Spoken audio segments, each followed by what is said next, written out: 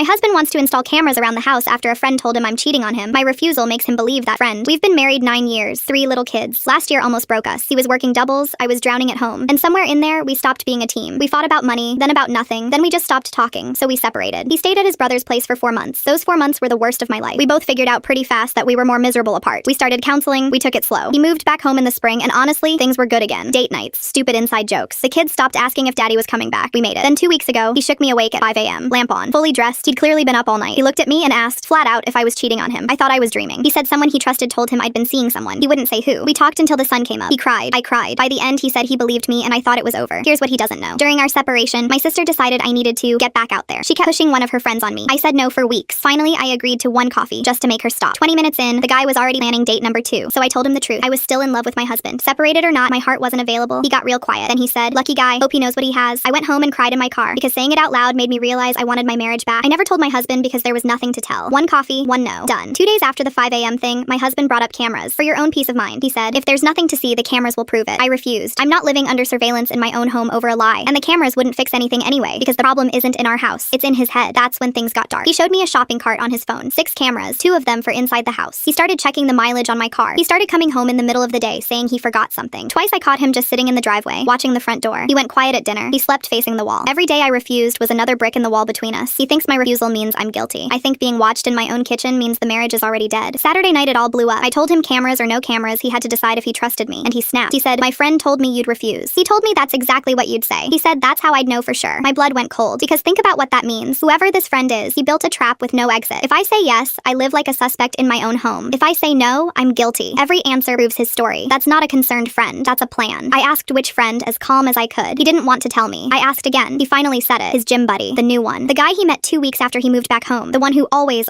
asks about me. The guy who jokes that wives get bored when husbands work doubles. The guy who kept saying he'd heard things around town but would never say what. And my stomach hit the floor because I knew exactly who that was. I didn't argue. I didn't defend myself. I walked over, grabbed my phone, scrolled back to last spring, and handed it to him. Same guy. My sister's friend. It's all right there. Him asking me to dinner after the coffee. Me saying no, I'm still in love with my husband. Him trying again 2 more times, and his last text, word for word, you'll regret this. One day he's going to see exactly who you are. My husband read it. Then he scrolled up and read it again. Then a 3rd time, his face went white, then gray. Then he whispered, he told me he saw your car at a hotel. A made-up story with a location. This guy didn't just plant a lie. He's been watering it for months. He didn't randomly show up at that gym. He picked it. He shook my husband's hand, spotted him on the bench, and spent months earning his trust just so he could use it against us. My husband grabbed his keys. Then he stopped at the door, stood there a second, and I watched something change in his face. He came back, sat down, and picked up his phone. He texted him, hey man, you free tonight? I could use your help setting up these cameras. The reply came in under 2 minutes. Say less. On my way. That was 20 minutes ago. My husband is sitting at the kitchen table. My phone is in front of him, open to those texts. I'm upstairs with the kids, typing this. A truck just pulled into our driveway.